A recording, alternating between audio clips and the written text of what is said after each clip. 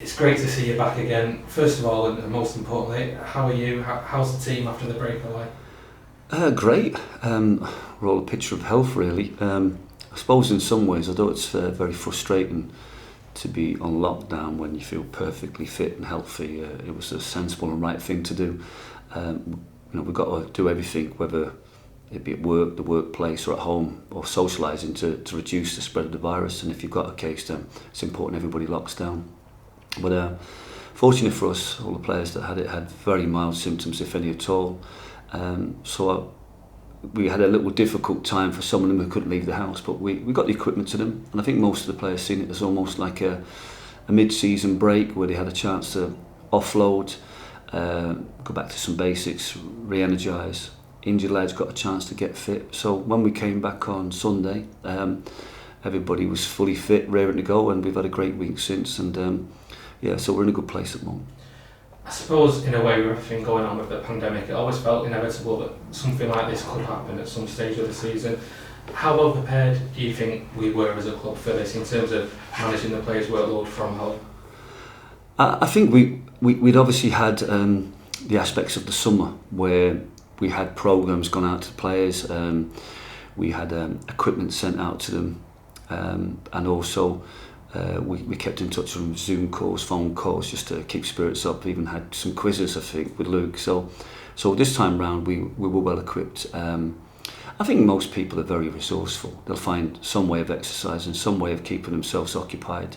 We had all the video clips stored up, and it was a great opportunity for our lads to spend a week watching them, take stock of the performance. So we had a lot of things in place. So and as you know yourself, the difficult thing is it was almost inevitable. We'd had a couple of close shaves with what happened with the Weymouth when they come to Edgley Park. So I've been saying for a couple of weeks now, it's been closing in all around us. I'd imagine there's not one person that doesn't know somebody now who's had COVID, or in some way it's affected their life or their kids at school. So I think it's what we have to do is just keep sticking to the rules now and make sure, because if we can get out of tier 3 into tier 2, we'll see fans back at Edgley Park. So what a great incentive for not just our fans but everybody in the community to be able to stick to the rules and allow us all to get back to some sort of normality in life.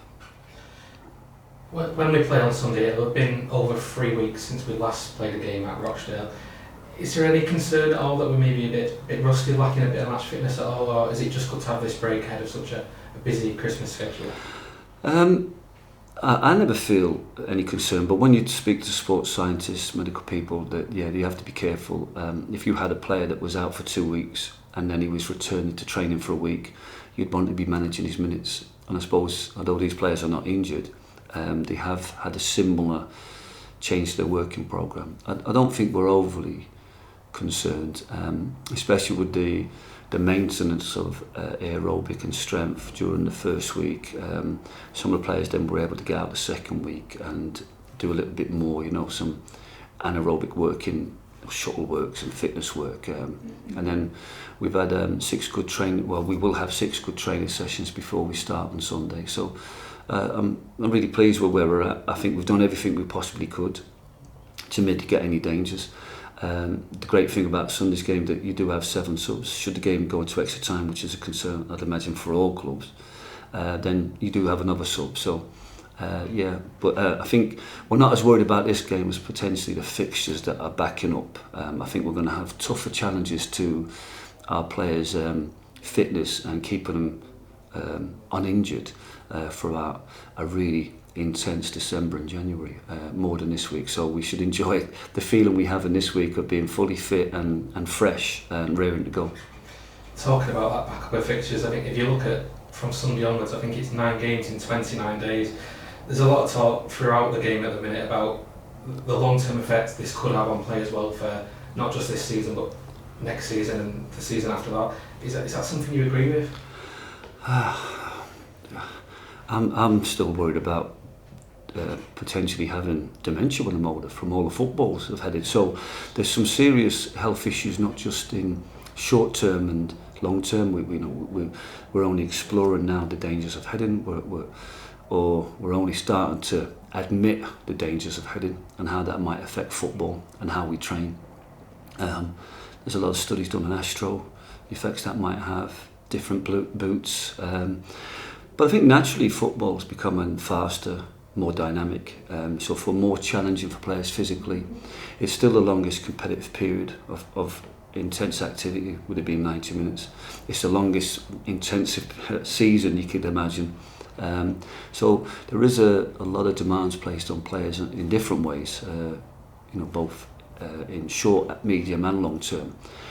I think we're all concerned about that from the point of view that players don't get overworked and therefore become injured, and we affect their long-term employability because of that. And also what we don't want, we want to see players in their peak playing fresh and bouncing around and dynamic. We don't want to have players who are flat or playing a flatter game because they're saving their energy from one game to the other. So but that's just the nature of the business. We want to play football, we want to get a proper full season in, and the stop-starts, the shortness of the... But that's probably for other people to study, but I think at this stage all we can do is work within we've always had intense periods. We had a tough Christmas last year, we had 8 games in August last year, so we know the demands and the cost that can have, and I just trust that we've got some very, very professional staff and players here that can cope with those stresses, and we've got a big enough squad to get through the period without it adversely affecting our ability to put out 11, 14 players who are going to give 100% for the club. And looking ahead to Sunday's game, it looks like we're going to have a fully fit squad for the first time this season. That must be a big bonus to you. Yeah, because it was only a few weeks before the lockdown where I think even the Chesterfield game, we couldn't put out a 7-man bench. We only had, I think, for total 14 fit professionals for that game. And we senior professionals, and we supplemented that with a couple of younger professionals, one of them Jack Hopkins, get his debut. And then within a matter of days we had a fully fit bench of professionals, and obviously 2 weeks later, when there's been no games and no real demands on players, we've seen the full return of Jordan Williams, and you've got Harvey Gilmore back as well, so we've got everybody back ready to go. We've also got people like Jordan Downend back in the camp because they can't play for other clubs, but so it's been difficult this week in terms of managing the numbers we've had, but we'll slowly, as the lockdown eases, we'll see lots of young players going out and playing, but we'll still have 19, 20 players here fully fit to go into squads. At the moment we look like we've probably got a couple too many, but I'm sure that from looking at the last 10 games, over the next 10 games, we're going to need every single person. You talked about Jordan Williams there, and it was great to see him get his first few minutes in a county shirt against Rochdale. In the long term, where do you see him fitting into the side? Do you see him up front as a 2, out wide in a 3? Where do you see him fitting? Well, you could ask the same question about Connor Jennings and Alex Reid, and no, I think the great thing about Jordan is that he has a tremendous ability. I think at Fylde he played down the middle, got a lot of goals.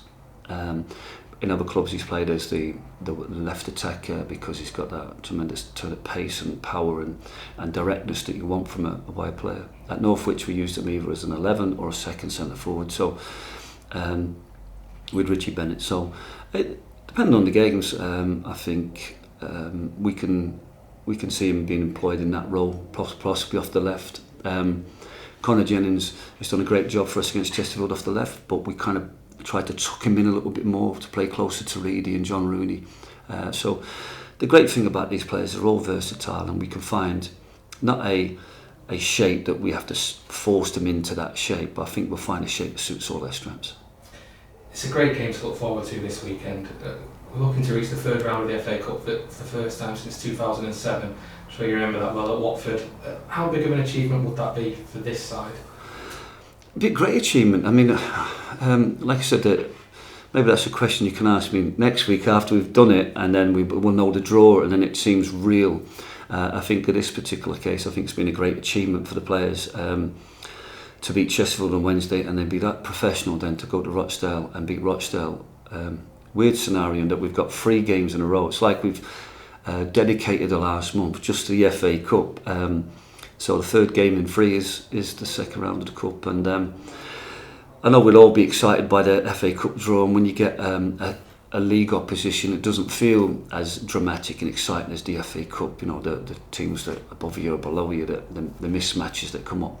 But for us, it's a great opportunity really to show what we're about, get back to business, and potentially put ourselves in the third round.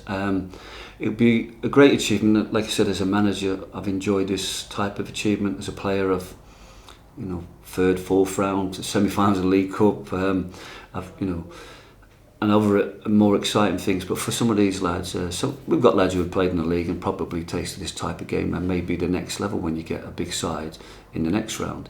But for a lot of our lads who are more been around the non-league scene for a little bit longer, these opportunities don't come around much, and they'll be reminded that come Sunday when we kick off the game, that these are opportunities you can't let pass by, because these opportunities don't come around as often as you feel.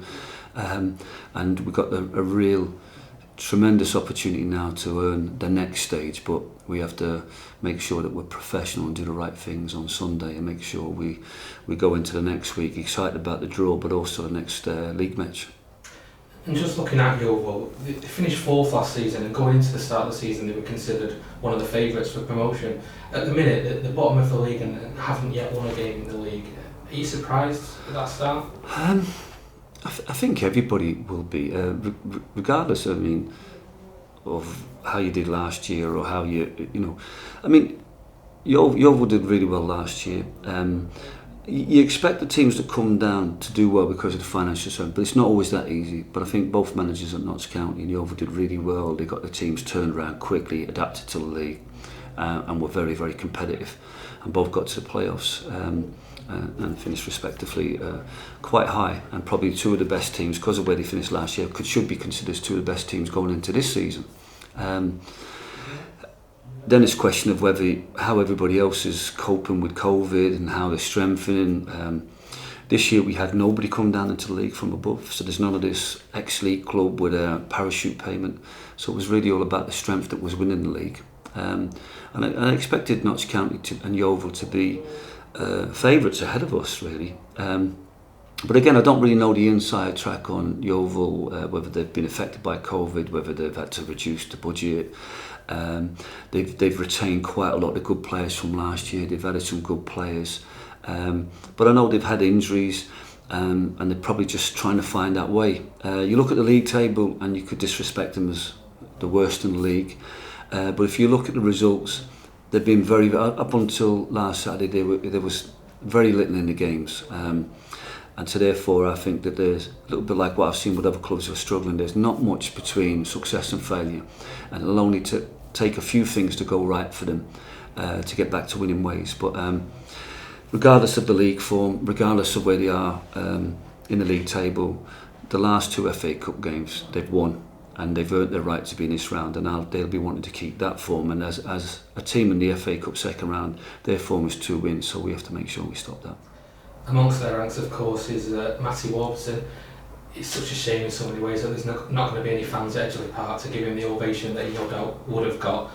Where does he rank amongst Jim Gannon signings at Stockport County? Oh, it must be one of the best. But I think it's a great signing for Yeovil. I know he's based down that way and he's got settled. And you know, a bit of a surprise when he got to Northampton, not because of sort of leaving Northampton to go to Yeovil, because he was playing for Northampton, but unfortunately for himself, he probably felt that things wouldn't stay like that at Northampton. He took the opportunity to go and play for Yeovil. He's done really well for him, he's played well. They're kind of trying to find a way of utilising his attacking skills, and he knows how to engineer opportunities for himself and others around him. But really good sign for us. I think when I first came into the club, we had a level of player that we were trying to take out of maybe below National League North. And then the following seasons, we started picking up some of the better players from the National League. You know, the likes of Danny Lloyd and the likes of Warburton and people like that came into the club, along with the player of the years from other clubs like Ash Palmer, Jordan Keane, Sam Minnie and Adam Thomas. And it was that generation of players, I think, that kind of took us to the top of the National League North. And the only thing I lament, really, unfortunately for Matt, is he left when just as we were getting into the National League, and then with Mark coming in, he would have been one of these players that could have really enjoyed the journey with us. But he's had a fantastic experience in the last 18 months. And like I said, it's a shame we won't have any fans to welcome him back to Ezzy Park, but I'm sure it'll bring back a lot of great memories for himself. And just finally, Jim, when you think back to the last time we played Yeovil in the FA Cup, it was only 2 years ago, but we went into that game as big underdogs, really. It was such a big cup upset when we won there. We're going into this game now probably as the favourites. What does that say about the progression that the team has made in just 2 years' time? Well, you've got to understand that we were in the National League North and they were in the league, so there's 2 tiers difference, and you know, it would have been like the Chorley going to Wigan of the round. Not complete surprises, because a team doing really well in one division can often outplay as a team from a higher level. I think this competition has sort of shown us that we've played Chesterfield and we're favourites, and then we go to Rochdale and we're massively under favourites. But on the day, you know, even the 2 Chesterfield games, on the day, any team can beat any. If we reran the Rochdale game, I'm sure it could have a different outcome. But if you come in with the right mentality, bring your A game, and everything goes right for you, and you find that energy and adrenaline that sometimes the cup can give you, then you've got a chance of beating anybody. Naturally, we'd be favourites. I think most of the games this season will always be, because of what's going on around the club, will always be considered the favourites. But we've got to back ourselves. Regardless of the bookies, we've got to do everything right. We can't, because we're favourites or because we're full-time, because we have Carrington, because we have this or that player. We have to do everything right. We have to have the tactics spot on, a game plan right on, and everybody has to fulfil their roles. It's only by doing that you beat Chesterfield, you beat Rochdale, and we'll beat Yeovil. Jim, thanks for your time. Best of luck on Sunday. You're welcome.